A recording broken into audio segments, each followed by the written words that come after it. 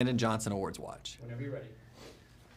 Hi, Mikey. It's such a pleasure to meet you. Hi, nice to meet you too. Congratulations on the film. I mean, ever since the premiere at Cannes, I mean, it's just been such critical praise, the Palme d'Or at Cannes. What's that ride been like? What does that feel like to have your work seen on the grand stage and with such positive reception? Yeah, I mean, for our film to premiere at Cannes in the main competition has been a dream of mine for 10 years now. So that was so special, and it's one of the most beautiful theaters and screens in the world, really. It's like, I mean, 2,000 people in the audience, or I think so, or something like that. So that was completely spectacular. Yeah. And then the critical praise since then. I mean, it's really keeping that momentum, the awards buzz around it, with you in the spotlight. You know, you, the electric headliner of this entire film. What does that feel like? I don't know, I think maybe I'm processing it, but I love this film so much, and I'm so proud of it, and I love Annie, and also, like, our actors are so amazing, and Sean is so brilliant. I'm really happy that people are loving the film as much as I do. That means a lot to me. And Sean, he made this role for you. He came to you and said, you know, I've got this role, I want you to play it, it's yours if you want it. Yeah. What kind of research, I mean, was there any audition at all? I think I heard there were some twerking videos that were sent to Sean that your mom might have taped. Oh my God. Yes, no, there was no audition, which I've never had that experience before. That was very easy, was deciding that we wanted to work together, and everything that followed was a lot of research, a lot of time dedicated to studying this character and doing all the homework I needed to do and the training. So I was doing some pretty significant dance training at the time, and Sean, I think, kind of had no idea what I was doing, and I was like, well, I should probably send him some videos maybe so that I could show him what I've learned over the past couple months. And so I sent him a handful of videos of, like, some pole tricks, and then some, like, I don't know, some twerking and routines and stuff, and then my mom helped me film it, which is, like, sounds so weird now that I'm saying it. And yes, I did send a video of myself twerking to my director and producer. And so now look where we are. Look where we are. Yeah. My mom was like, okay, like, are you sure you should do this? I was like, it's fine, he's gonna love it. Yeah. And he did. Yeah. Can you talk a little bit more about the research that you did? Did you meet with anyone that works in the industry, visit any of the venues? Can you talk a little bit about that? Yeah, we had some incredible consultants that came onto the film who were so incredible, sharing their time and giving us so much valuable information that added to the film in, like, such a beautiful, rich, nuanced way. I read memoirs that sex workers had written. I watched documentaries, and I visited clubs in Los Angeles and New York and got some dances, and it was really valuable to. I also shadowed some dancers to have that experience, and as much as I could try to be a fly on the wall and soak in what that kind of work is like. Yeah, absolutely.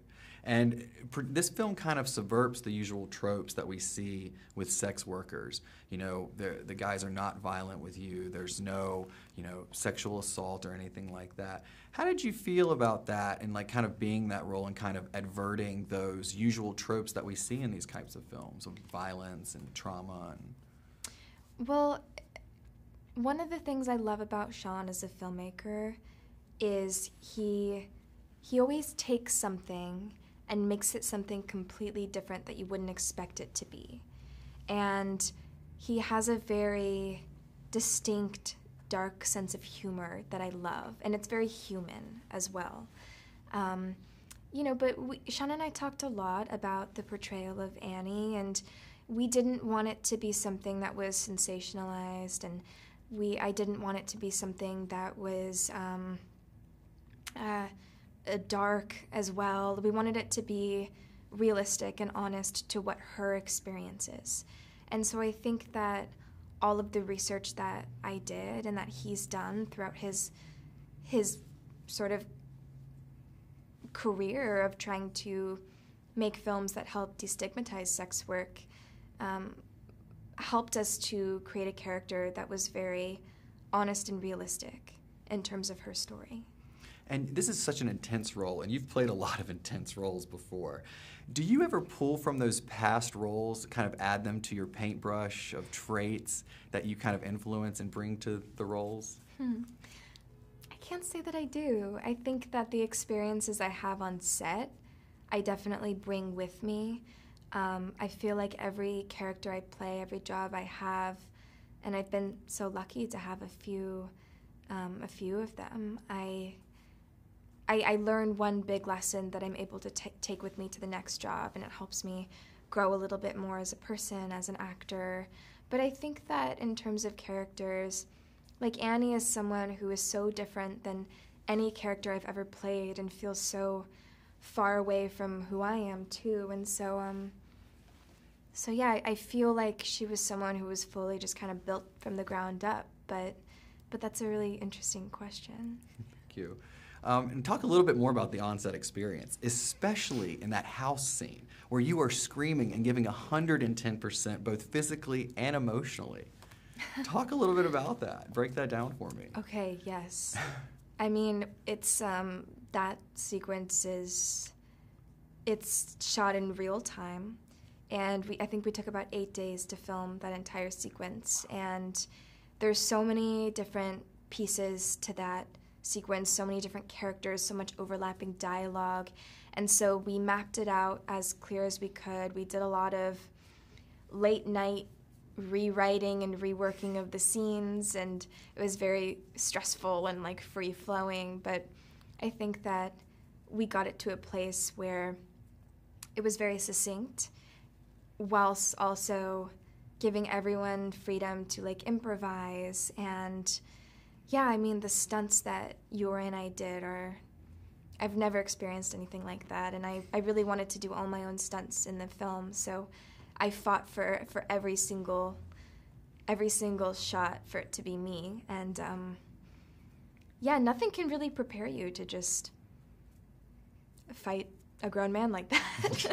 And you're screaming so much of the time. I mean, did your voice get tired? What was the physicality of that like? It did, yes. I think that there was a point where I was like, okay, Sean, I'm gonna have to take a break, or else I'm gonna lose my voice. I wish that I could just keep going forever, but yeah, it definitely takes a toll. And that's kind of when you start to see the first other side of Ivan. And I want to talk a little bit about the difference in the relationships between the two interests in the film, Igor and Ivan. Yeah. Talk a little bit about how you approached each one as Annie. Yeah.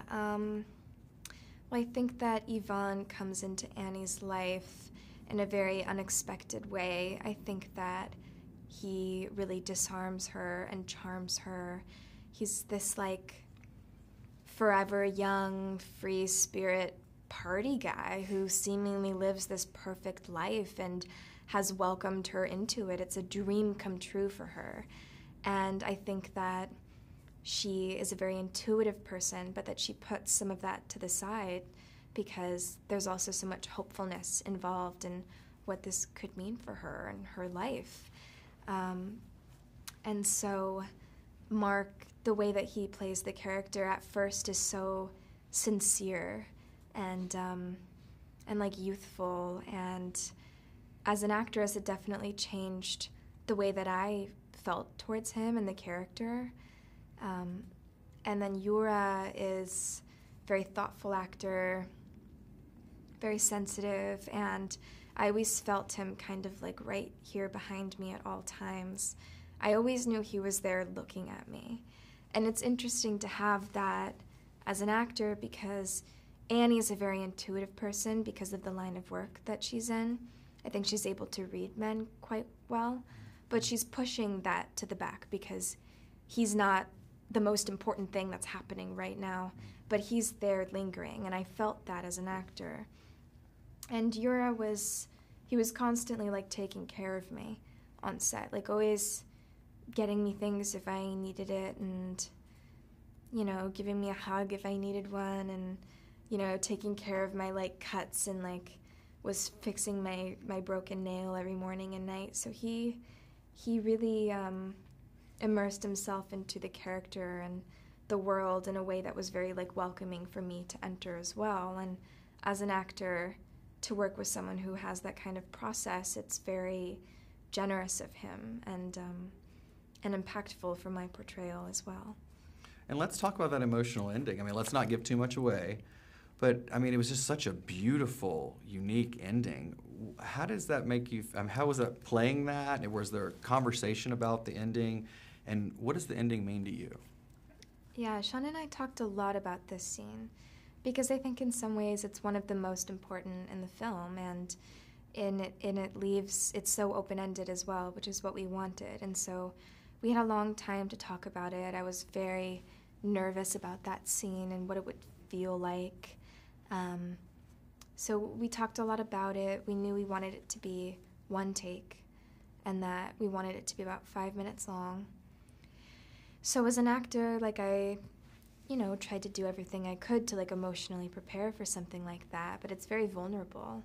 And I had been playing a character who was constantly covering up her vulnerability. And so as an actor, to just try to release that was a very strange feeling. And I put a lot of pressure on myself for that scene, but I think that eventually we got something very interesting. And I'm proud of it. But in terms of what it means to me, it means so many different things, but I think I'm often very stuck in the mindset of like Annie and how she felt towards it. It's a little hard to separate myself because I'm so protective of her and this character. I always think it's more interesting to ask someone else what they think or how they interpret the scene. Yeah, it's very much left open to interpretation. There's a Yeah. lot there. Talk about a little bit working with Sean. What was that experience like?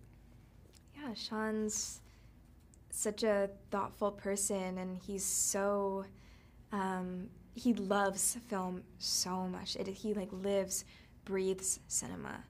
And to work with someone like that who is so enthusiastic about the story he's telling is really reinvigorating for me as an actor and really special to be a part of. And he saw something in me that made him think that I could play this kind of character I've never played before, and I will forever be grateful to him for that because this film is just, it's so special to me, and I'm the luckiest person to have been able to make it with him, but he's one of a kind. His vision is so singular and so Sean. I just don't think anyone can do what he does. No, I completely agree. Yeah. I completely agree. Well, thank you so much for taking the time to speak with me. It's been absolutely wonderful. Congratulations on everything, and we can't wait to see you at the Oscars. Thank you. It was so nice to meet you. You as well. Thank you.